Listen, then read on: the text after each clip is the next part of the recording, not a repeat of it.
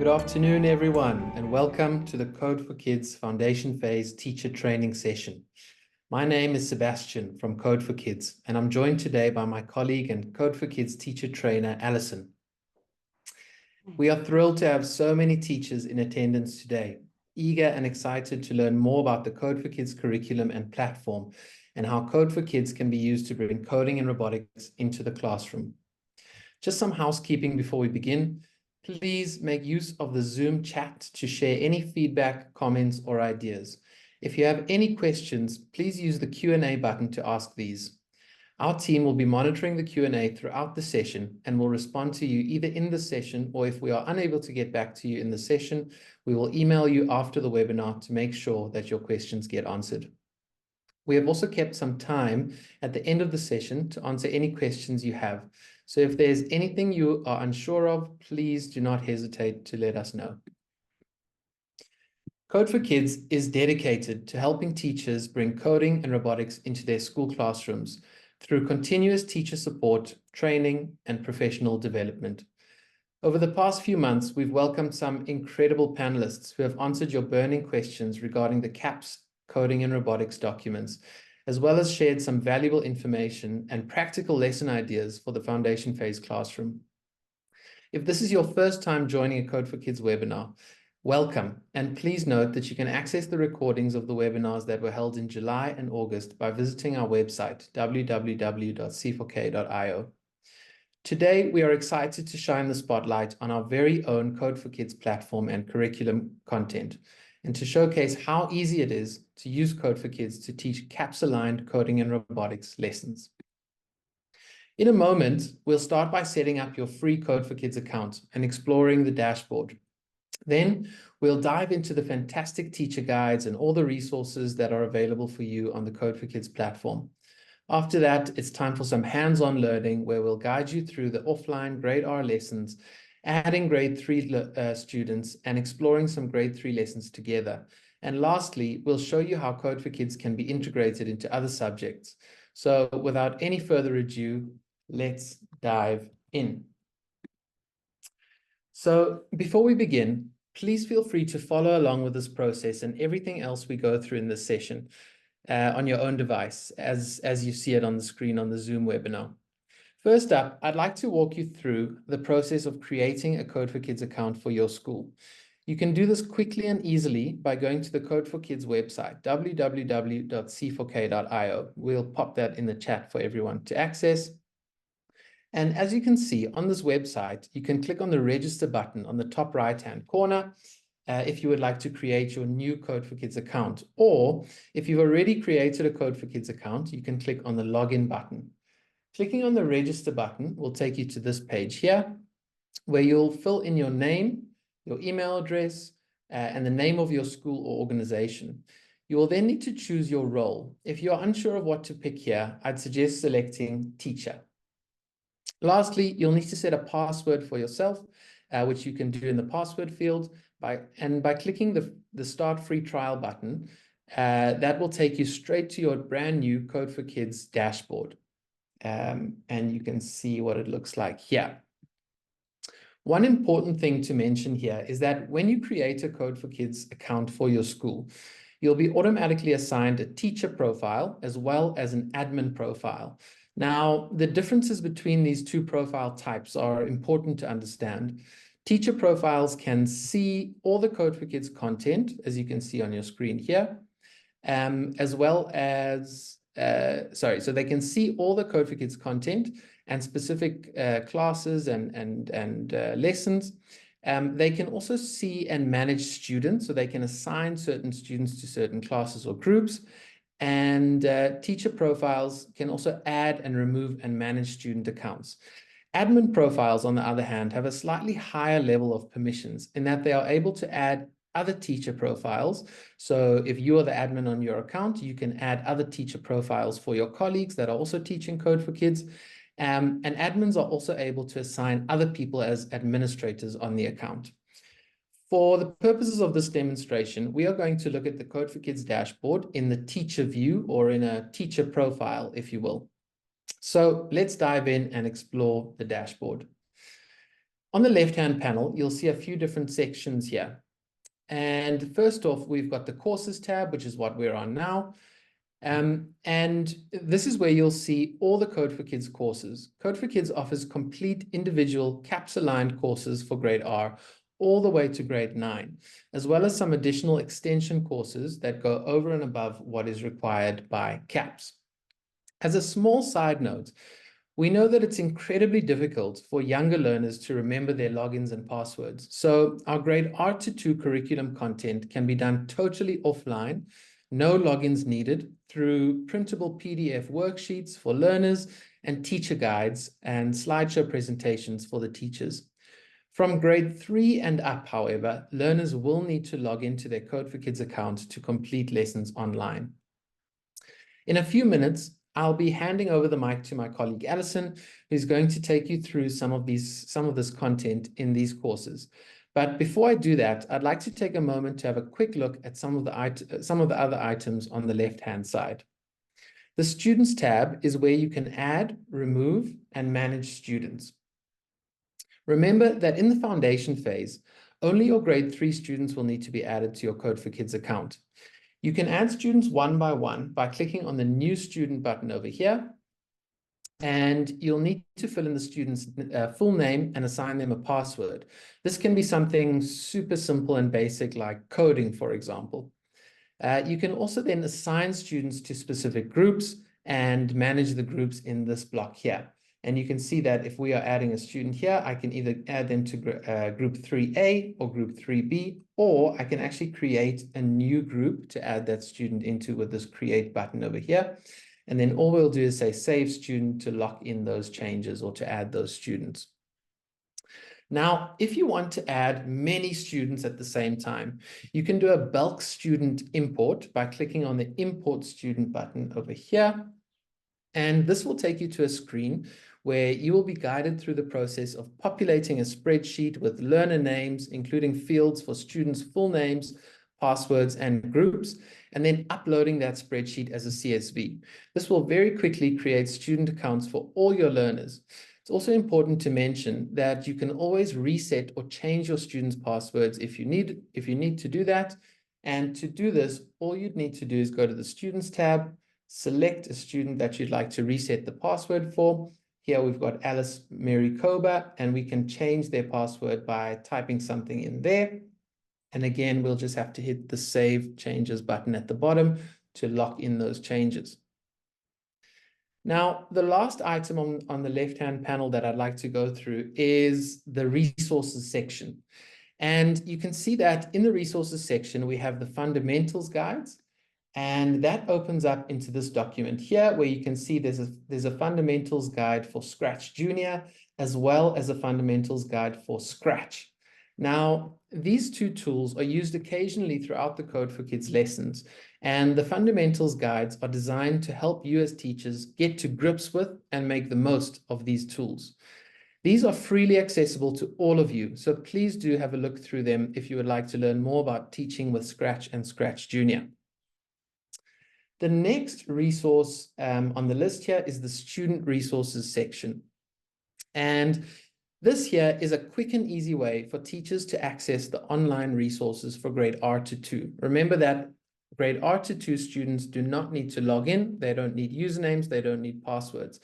And so throughout the Code4Kids lessons for grade R to 2, there are some optional online activities which can be accessed here, as you can see on your screen.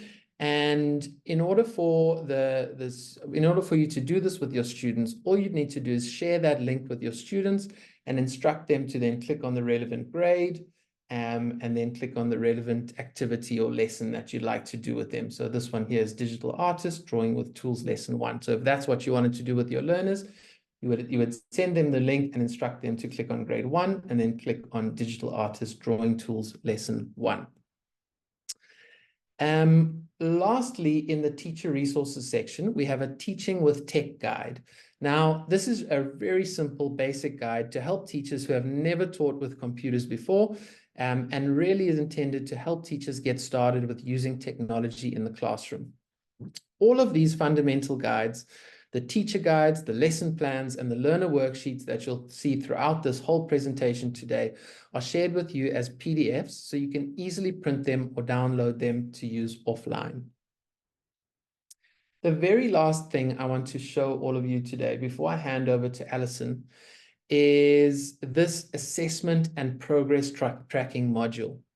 Now, this is a feature that is only accessible to schools with an active and paid up Code4Kids license.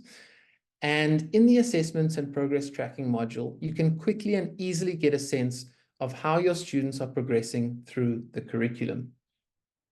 You can see that in this case, we are having a look at a grade 3 group of students. And by clicking on the arrow next to each term, that is going to expand that term and show you each and every lesson that is included in that term's worth of content. Now, for each learner, you can see they have some blocks here, and there's a block for each lesson. And these blocks are also then separated into different segments. Now, how this works is that each segment is actually related to a specific section of that specific lesson. And you can see that some of the segments are green, some are red, and some are orange. And all that means is that the green segment means that that section of the lesson has been opened by the learner and is now complete. The red section means that that section of the lesson is not complete. And the orange section, like you can see here, means that the lesson or that section of the lesson was opened but wasn't completed. So it was partially complete. What's really awesome about this is that for each and every one of these segments, you can actually click on one of these segments, and that will take you straight to that specific learner's work on that lesson in that specific section of the lesson. Terrific. So I think the very last thing I wanted to show you guys here is that, you know, as an ex-teacher myself, I know that all teachers' worst season in the year is not winter or autumn or spring or summer, it's report season.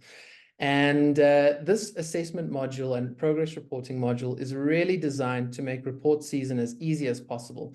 And what you can actually do here is you can see these two buttons at the top here, which are download spreadsheet XLSX and download report.pdf. These will actually download a pre-made report card for each and every one of those learners that you are looking at for this group. So in this case, we're looking at grade 3.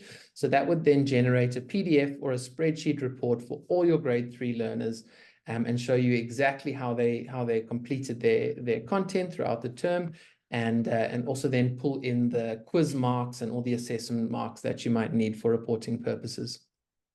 Okay. I'm now going to hand over to Alison to take us through some of the Code4Kids course content, lessons, and teacher guides. So Alison, over to you. Thank you so much, Seb. These are all absolute game changers when it comes to marking and assessment, definitely. Okay, so here we are on the Code4Kids dashboard, and I certainly hope that you've all managed to log in successfully and that you can follow along with me while I demonstrate some of these lessons. We're going to have a look at the grade R lesson to start off with. And you will see that we have this very detailed teacher guide.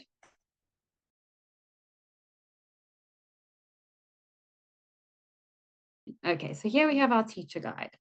Our teacher guide is going to explain all the ways that we link our grade R to the CAPS curriculum. We're going to look at lessons and resources, how we can use all of these, and also how we can assess our grade R students. We've also included the competencies and skills for foundation phase, all along with their codes for robotics, digital concepts, and coding. We also have our coding content skills, and they are all coded as well with pattern recognition, algorithm design, coding, robotic skills, and digital concepts.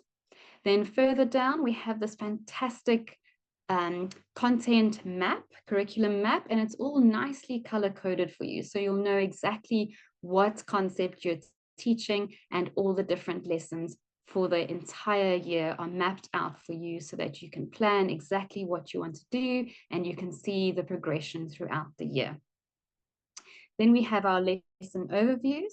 of which each lesson will have a little blurb to explain what is going to be taught, and then all of the competencies and skills that are connected to each and every one of those 42 lessons in total for the year. So you can have a nice close look at all of that in your planning sessions with each other. Further down, we have our competency tracking sheets. So this is going to help you. You can print these out. As we said before, these are all PDFs that you can print out, and then you can date them to know when you've achieved these different competencies with your students. Further down the bottom here, we have assessments, and there are two very generic rubrics that we use, and these are mostly observations that you will do in your classroom with your students. And we've given you a rating there, and we've given you some guidelines. So these could be incorporated into some reporting at the end of the term. Then, along with our grade R and all of our lessons, you will have detailed teacher resources, which will be including lesson plans, presentations. Sometimes there will be a teacher template, a student template, and there will be a student worksheet for each one of these. Let's go and have a look at a lesson plan. So the lesson plan will always have the learning outcomes for each lesson, and we're going to look at Aussie introducing patterns. And then it will have the links that you need to go and access all the resources that you need. Sometimes you will need to go and copy and print some things in advance. Here, for example, is a template that we're going to get the students to cut out, or you can cut out all these shapes in advance so that you can do a little activity that's going to follow. Then looking at the lesson plan again, we have detailed presentation, and in each slide of the presentation, we've actually given you what you need to be doing, questions you need to ask, and the practical activities that need to happen. So here is an example of the presentation, Aussie introducing patterns, and you would work with your classroom and get the students to predict what will be the next pattern, shape in the pattern. And then remember, from the template, you would have cut out all these shapes, and the students can go and create these patterns at their desks or on the mat, or even using real shapes from your classroom. And then a little fun time to go and create a little robot using those shapes. And then we also have the worksheet that they will do sitting at their tables at the end of the lesson, where they will go and create a pattern using beads. And don't forget to use some of your beads in your classroom and the shapes that you already have there. So that is looking at a grade R lesson, and you'll see that all of the resources are there at the tip of your fingers. Sometimes you would be fortunate enough to have access to a computer room or to some computers in your classroom or devices. And so we have a few lessons in each term where you can go and do an online activity with the students. All of these lessons are also offline. So if you were looking at how Aussie explores basic devices, again, a template, a lesson plan, a teacher presentation, and then a little worksheet for the students. And although perhaps you don't have a mouse in your classroom, the students could cut out this little paper mouse and then practice their little mouse skills, moving along the lines, and then you will be able to label what the mouse looks like as well. Then with the teacher presentation, you can guide them through all the basics of computer devices and what is a mouse, and a nice video to go along with that. And if you are getting your students to access the online game or application, you will then use the URL that you used to log into your school dashboard. And we highly recommend taking this URL and saving it as a bookmark, or saving it onto the students' desktops, or pushing it out to your Google Chromebooks. And then it'll be easy to access for the students. They will just go and find their C4K link. They will then be able to go and click over here where it says View Student Resources. And as Seb mentioned, it's only grade R and up to grade 2 that will use these these resources without logging in, your grade 3s will then log in with their name and their password when they are in the school dashboard. So let's have a quick look at one of our little grade R lessons. The students will be able to choose grade R1 or 2, or you can navigate through to the lesson that you want them to start with. And then they will be able to go and click on something like Aussie Explores Basic Devices, or Fun with a Mouse, or Applications. So we're going to have a look at this one. And here is Aussie the Owl, and he says, go and click on the mouse to get started. So this particular lesson will need a mouse. Then the students will go and move their mouse along the dotted line. And once they get to the end, they will click on the caterpillar and scroll through and do the little activities while you are observing and encouraging them to go along the lines. Once they've gone through that, then they are able to go and play a fun little game where they are going to go and pop balloons in their game there.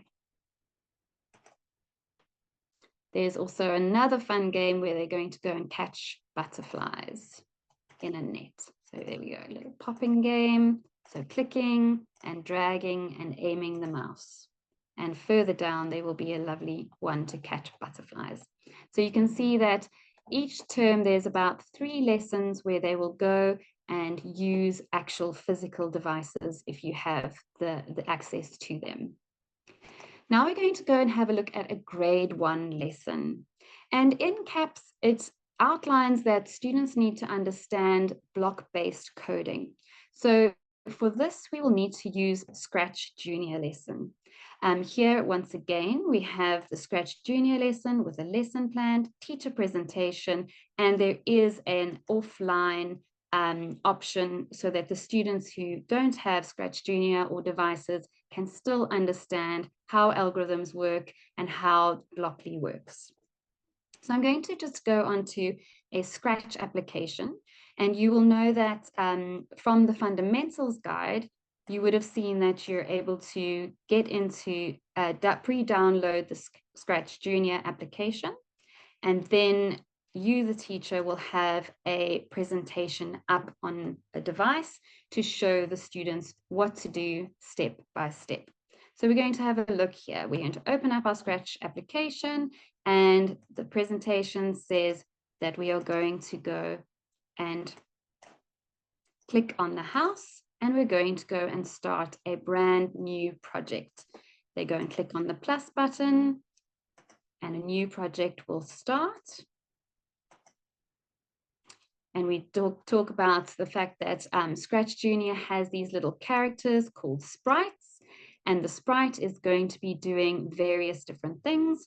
We show the students step by step what the interface looks like. We discuss where the stage is and where the programming blocks are going to go. We get the students to go and choose a background. And we make this all very specific because each of one of these lessons are going to be a different project that is going to teach them different concepts in Scratch. So step by step, choosing their background and then moving their cat or their sprite into the correct block. And then teaching them all about grid lines and where our sprite is in terms of X and Y axis. So we're bringing in math concepts there too. And then we are going to start showing them all these blocks and how they get to drag and drop and then snap motion blocks in onto the coding platform, and then getting the sprite to do various different things. And once we click the green flag, then our little sprite will move and will go and do a little various different applications there. So that is just the basics of Scratch Junior. And then every single lesson, or there's about 2 to 3 lessons each in each grade, in each term. And then grade 2, we also have Scratch Junior. We're going to have a look at grade 3 now. Grade 3 is a little bit different, as I said to you already, that the students will be logging in to the dashboard. The students won't see the teacher guide and they won't see the teacher resources or any of these buttons on the left-hand side. They will only see the courses and they will only see the open lessons button. So you'll get the students to go and open the lesson. You will only have a teaching lesson plan here because the students will follow along with you during this lesson. We have this very quick way of students also accessing the dashboard where they can also go and type in app.c4k.io and then enter a classroom code and then navigate to their lesson this way. So there are various ways where students can log in. We're going to have a look at how Aussie explores patterns. And initially, we're going to see there's going to be tabs along the top from left to right. And then the students will go through those tabs and you, the teacher, will guide them along and then get them to do all the various tasks and activities. So we start off by looking at rules. What are the rules in these patterns? They can go and use the select tool and drag and drop the letters to complete the rules. So we have apple, orange, orange, apple, and they are going to carry on completing the pattern there by dragging and dropping. Task 1, we are now going to use the different pictures to go and create a pattern. Again, dragging and dropping. So we're using mouse skills, but we're also doing the basics of computational thinking. Then we look at task 2, where they are going to complete the pattern. Task 3, we are now going to get the students to look at what is the rule in each of these situations. And using the text box, they can go and click in the space and then type out what the pattern is going to be or what the rule is going to be. So we're doing a lot of different tasks to consolidate their knowledge. Here we have a rule with bringing in numeracy and number patterns. And then we also incorporate computational thinking skills where the students need to debug the pattern or find out what is wrong with this pattern. So they will then go and drag and drop the various shapes to make sure that the pattern is correct. When it comes to something like these arrows and they need to turn them around, they can simply select them, turn them to make sure that the pattern is now correct. Then finally, we love to end our lessons with a nice open-ended challenge.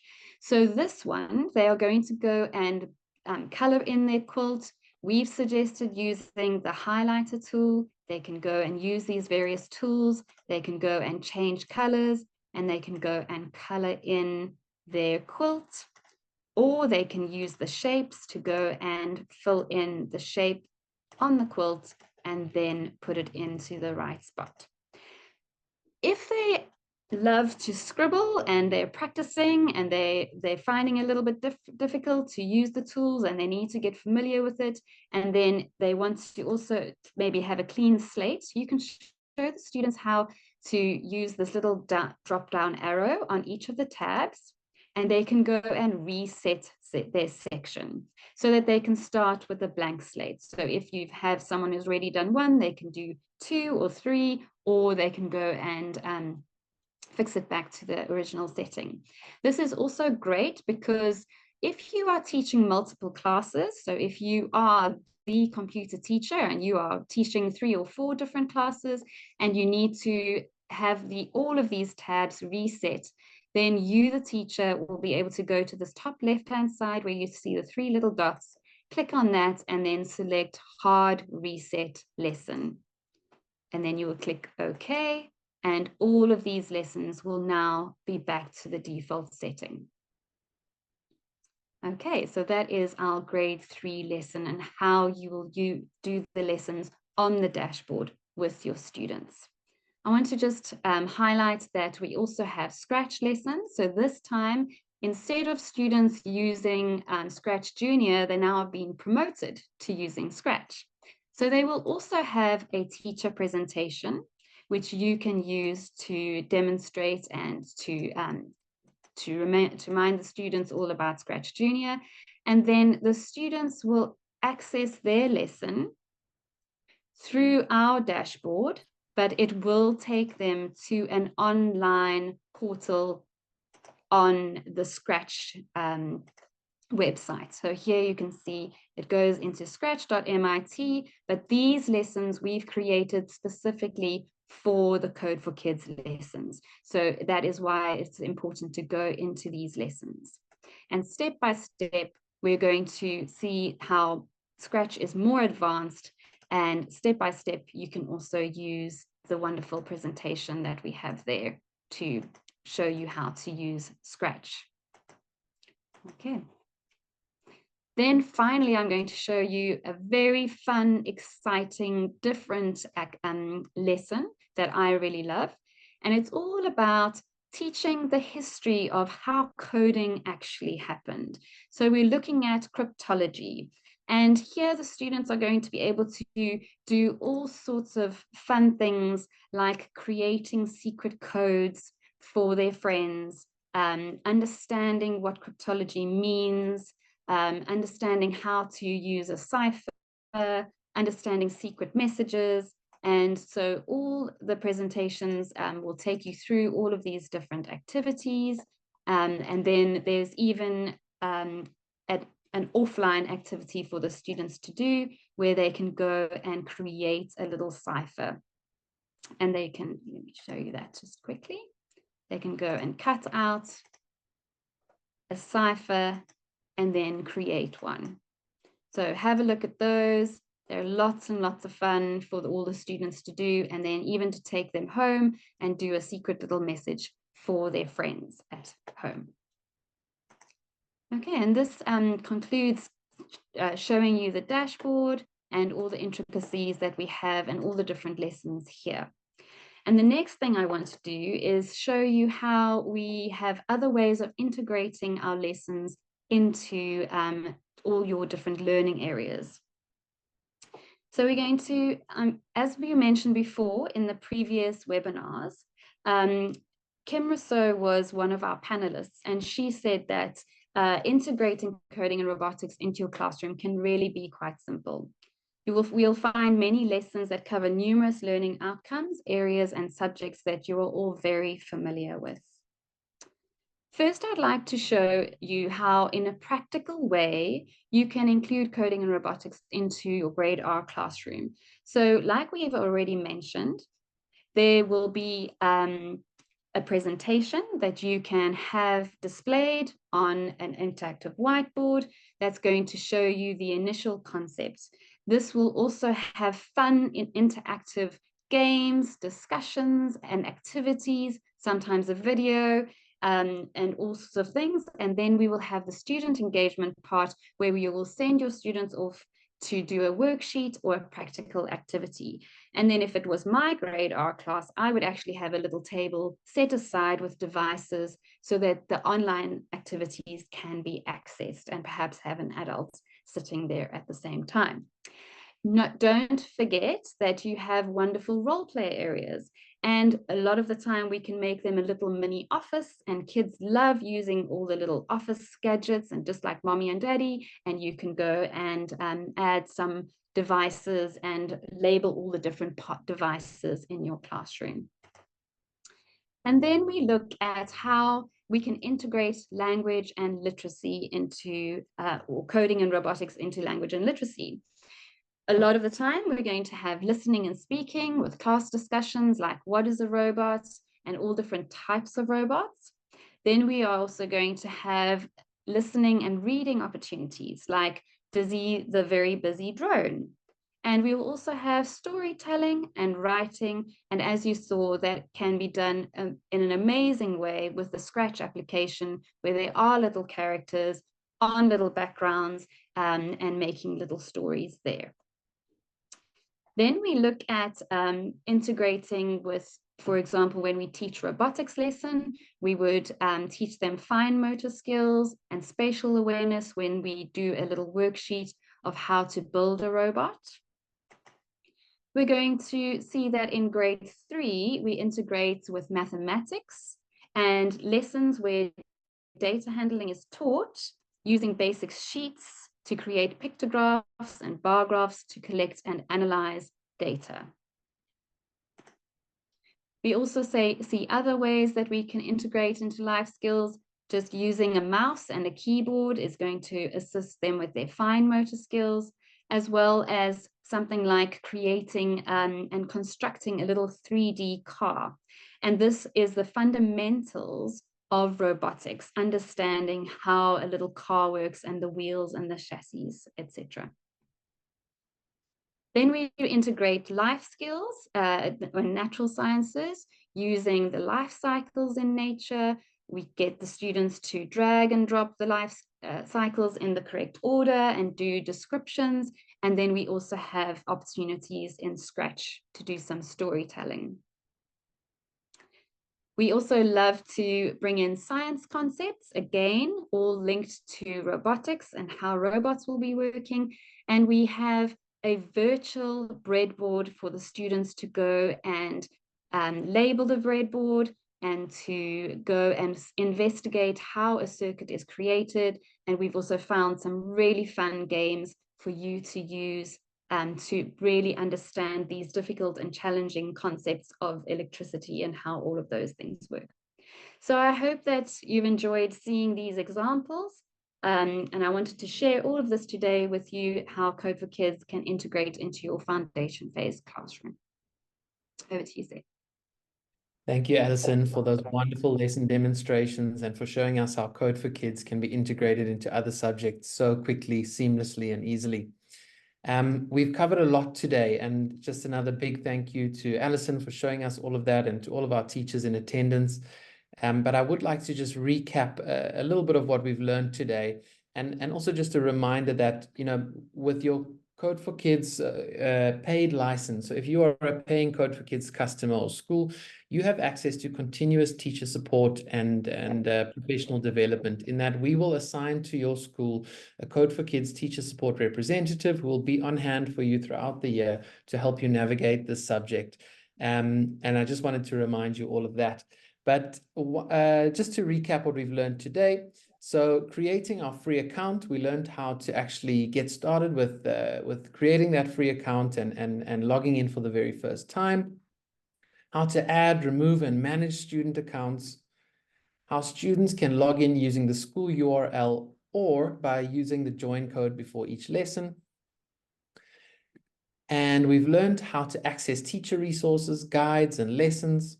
Like the Scratch guides and Scratch fundamentals guides. We've learned how to access and use the assessment and progress tracking module to make your end of year reporting an absolute breeze.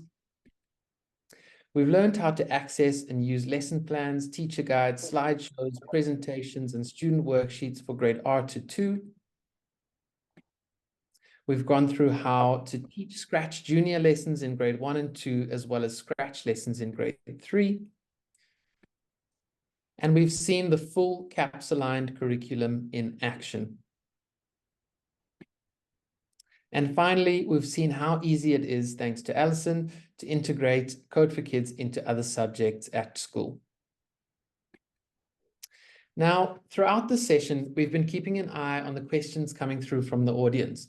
And I'd like to now take a few minutes to provide answers to the most frequently asked questions, not only from today's session, but the questions we received via email before the session as well. And alongside Alison and myself, we have with us today Jackie Fushia, our resident curriculum expert here at Code4Kids, who's also on hand to help with the answering of the questions.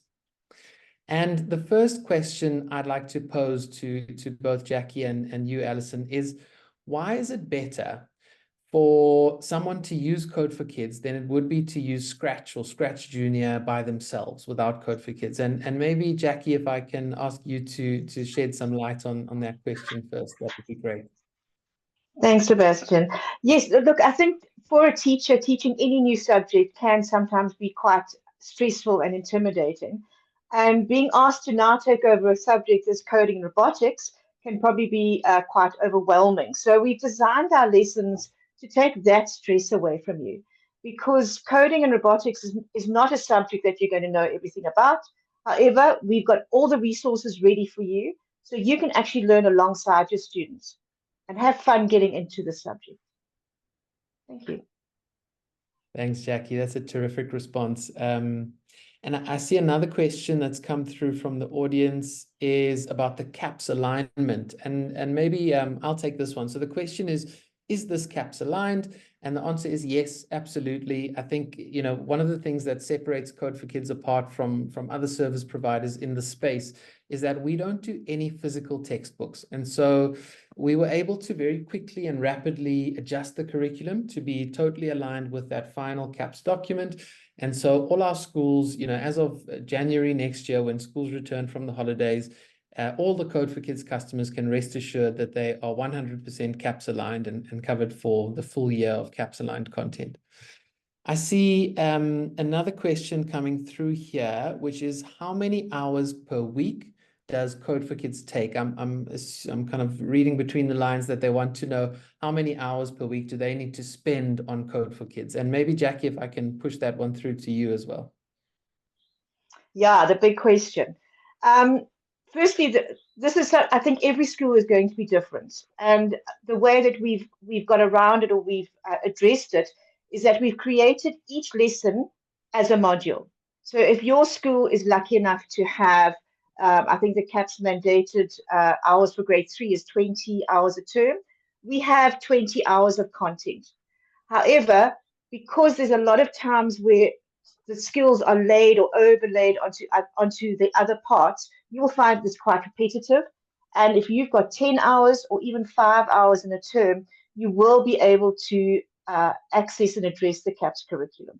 So start with what you've got, and then as the school builds on and sees how amazing your lessons are, hopefully you'll get allocated more time to teach the subject. Terrific. Thanks, Jackie. And I love that start with where you are. We say it in every webinar, but it just rings truer and truer every time. And then the next question I see here is, do you offer training and support? And I'm going to give this one to Alison as our resident teacher trainer and teacher support expert. So Alison, over to you. Yes, thank you, Seb. Yes, we absolutely do. We do offer a 45-minute teacher training support, teacher training similar to what I've just done today, going through the different grades and then answering your specific questions, especially when it comes to different types of schools have different types of challenges, and then we can make some recommendations there on how to implement this into your coding and robotics and into your school specifically. And then, of course, we always have teacher support available online, over email, and we will always do our best to answer any questions that you would have there. Terrific. Thank you, Alison. Amazing. And then I see one or two more coming through here. So this one is, if we are going to introduce Code4Kids to our learners in different phases, could we start with our older kids in the foundation phase with the foundation phase lessons? So I think they are asking, you know, if they can start with their grade 4, 5s, and 6s with the foundation phase content. And Jackie, I see you've turned your camera on, primed and ready to answer that one. So I'll give it to you. Yes, I love this. I actually recommend that if you have the opportunity and your students are new to it, take them down a level. They will, by virtue of the age and maturity, they'll get through that content a little bit quicker, and they will catch up eventually. So don't, if you're a little bit worried about these skills, take it a level down and catch up. It's a great way to do it. Yeah. Amazing. Thank you, Jackie. And I think another one for you, and I'm picking on you here because I think something similar came up in one of our last webinars. But the question is, how do the assessments work?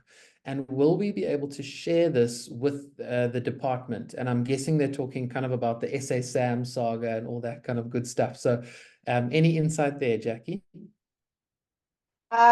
Yes. Okay. The first thing I know we what the department will ask for is an ATP, which we provide for you, and it is flexible. With our tracking and monitoring, you're actually able to download a spreadsheet which monitors exactly what your students have done, because especially in foundation phase, much of the assessment, in fact, all of the assessment is observation-based and interacting with your students. So we provided rubrics. We have an offline option that allows you to track where your students are, and the fantastic new online version it's a simple spreadsheet download and file. It's amazing. Yeah, so we are ready to go.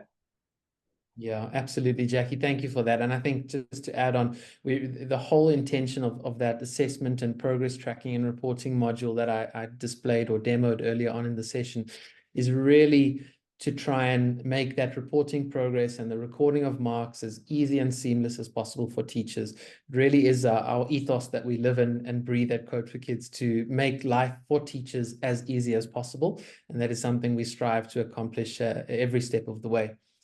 I think we might have time for one or two last questions. So I've got one coming through here that is, how does a learner who has not done Code4Kids in grade R1 and 2 catch up and slot in grade 3? Anyone want to take that one? Yeah, shall I chat? Chat? Please do, Jack. Absolutely. You know, one of the things I found, having been teaching the subject for quite a few years, is, and I think teachers who have taught it will hear me out on this, is that I can teach in grade 3 in a term what takes me sometimes a year to teach in grade 1 and 2. Kids pick up things so much quicker, especially at that age. So what I would say to you is take a few lessons from each of the codes and let them do it in grade 3. They will pick it up at a speed that you won't believe, and they'll be working at grade 3 level faster than you realize. So yeah, it definitely can be done. Terrific. Thanks, Jackie. I see one more question. We might have time for two more, and one of them is very quick. But the one question I see is foundation phase required for 2025? What about grade 4 to 9? And maybe I can take a first stab at that, in that we've heard in our very first webinar that we did in July, Ashrik Don from the WCED, he's the Deputy Chief Education Specialist for Coding and Robotics. He did confirm in no uncertain terms that foundation phase is being mandated as a subject for coding and robotics for next year.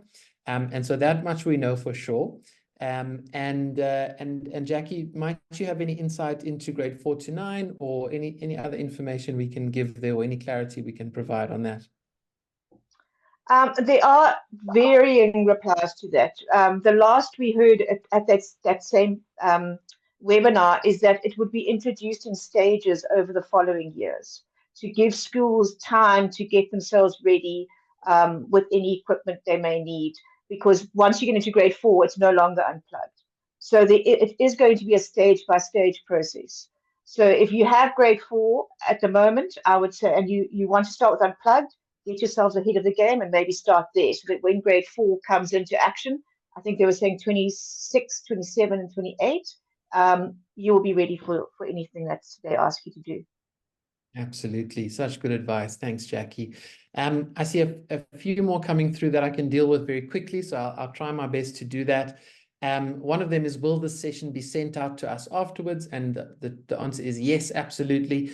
Everybody who was registered for today, whether you are online or not, will be sent the recording in the next couple of days. We'll send you an email with the recording and some all the resources that were mentioned here today.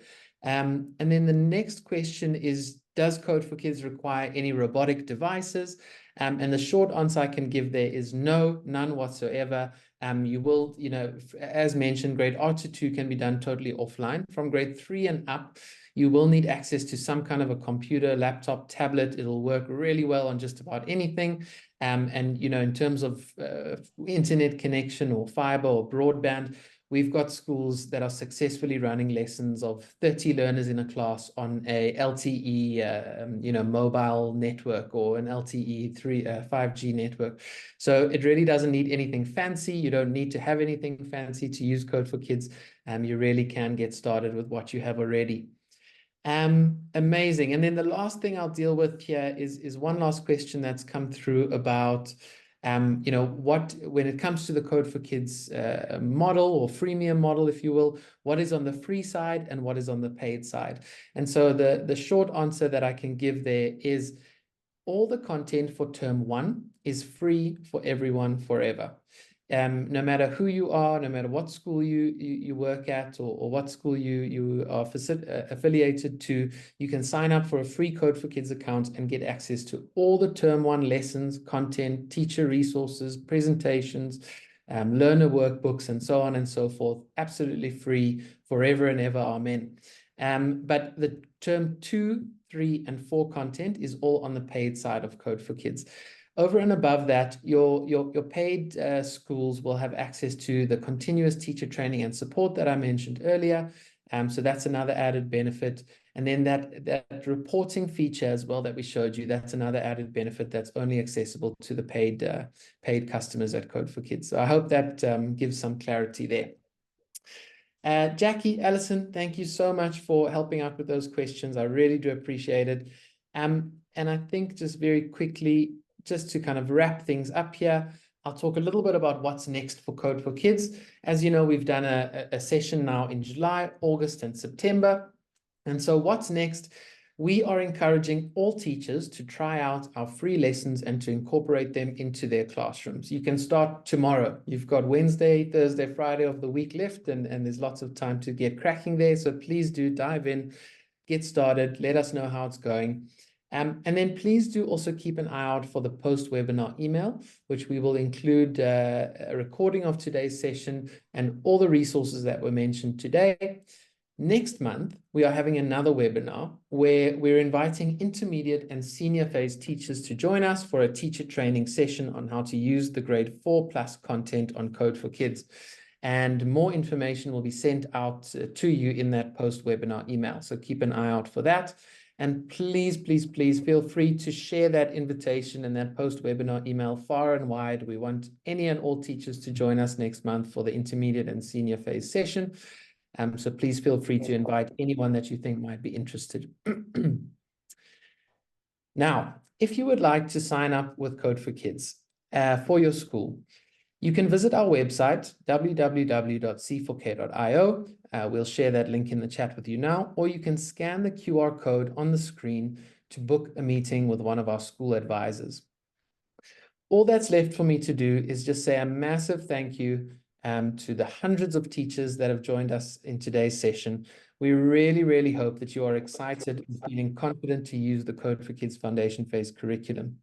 So from Alison and Jackie and myself, it's goodbye and have a wonderful, wonderful afternoon further.